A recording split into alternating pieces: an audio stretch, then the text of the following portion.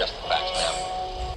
And one of the things that has been very much in the news over the last few, actually months, I'm sure, has been the poverty, the war on poverty. So, what are the facts about that, David? Well, it is an extremely sad story, and it's one that I do highlight in my book. Remember, in the middle of my book, I feature the 17 presidents of the United States, Wilson through Obama. And then I do some analysis of the economics and the marketing and the different things that we did. And one of the things that I specifically talk about is that America has lost the war on poverty. And we've spent an extraordinary amount of money. In my book, I estimate that up until the time we finished the book in 2017, that we had spent $10 trillion, $10 trillion on the war on poverty. And we don't have much to show for it. And again, that's an indictment of the system that was put in place. It's an indictment of the American government and its failure of bureaucracy. It's not an indictment of individual government employees, but it's an indictment of the government employee system. And it shows a fundamental misunderstanding of how you move people forward. Some of the experiments that have failed included building massive urban housing projects that turned into gang activity and drug distribution centers. Didn't work.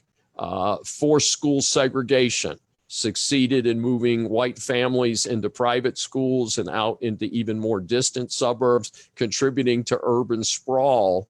Instead of improving the urban schools, we messed with the system and we made it even worse.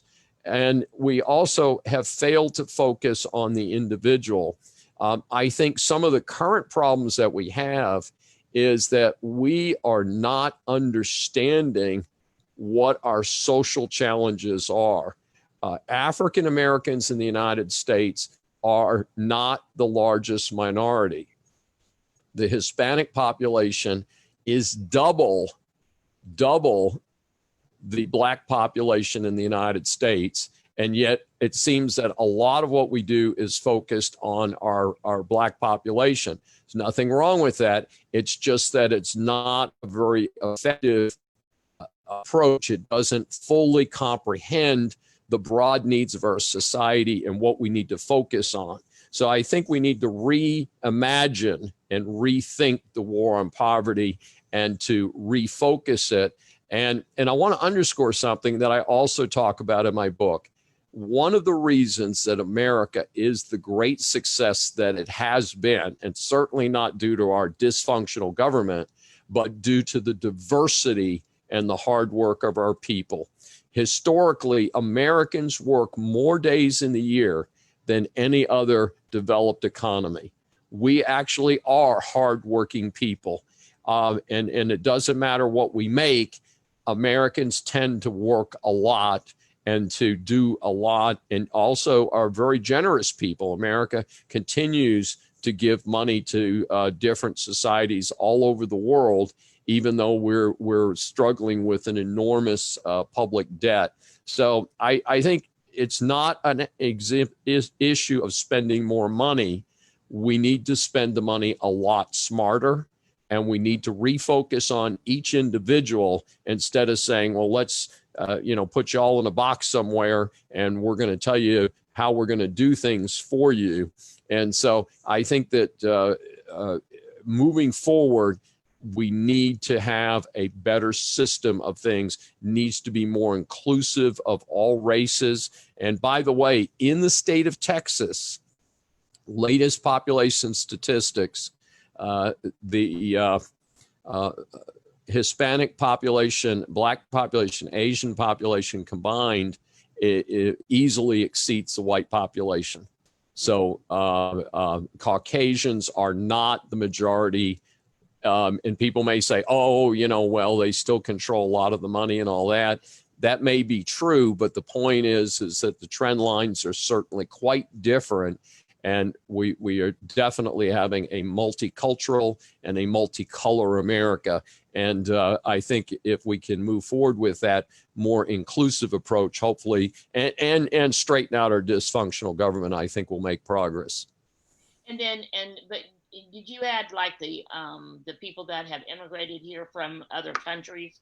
Like I think we have a huge Indian population, or at least getting to have a significant number of people from India and other countries, other either European or Asian or African countries.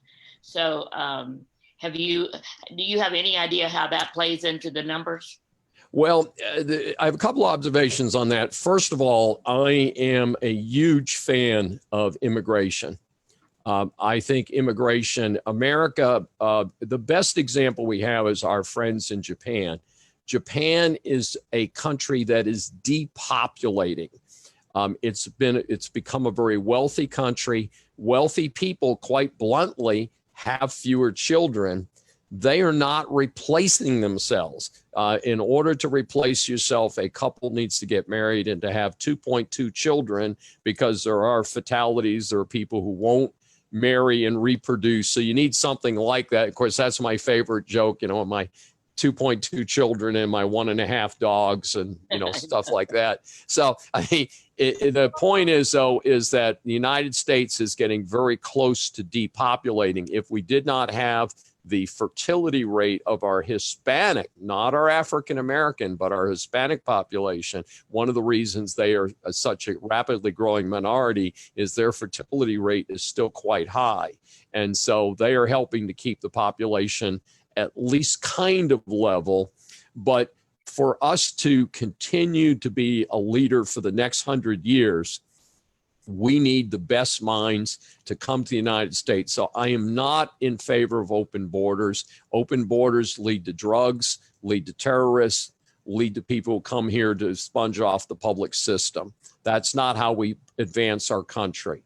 That's not a racist statement. That's just an objective statement. We can't take in the whole world.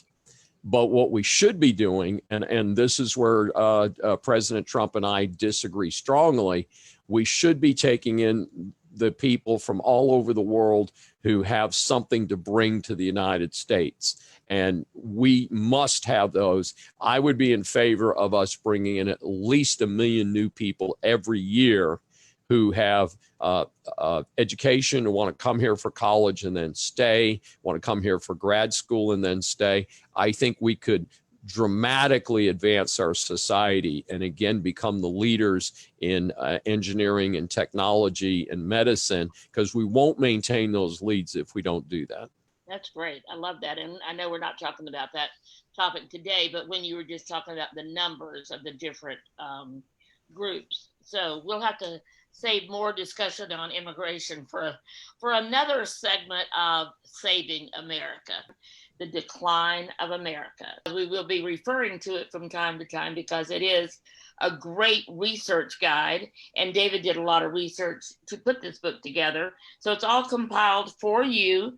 If you want to compare our current president with anyone back to Woodrow Wilson, how each one of them, how did Woodrow Wilson handle a pandemic? Because there was one in his day, right, David? That was the Spanish flu. Correct, Sandy. Thanks. Okay, so get this book and get it now before the election so you can do some research. So go get that today. And David, another great show. Oh my gosh, so much to talk about, and you are so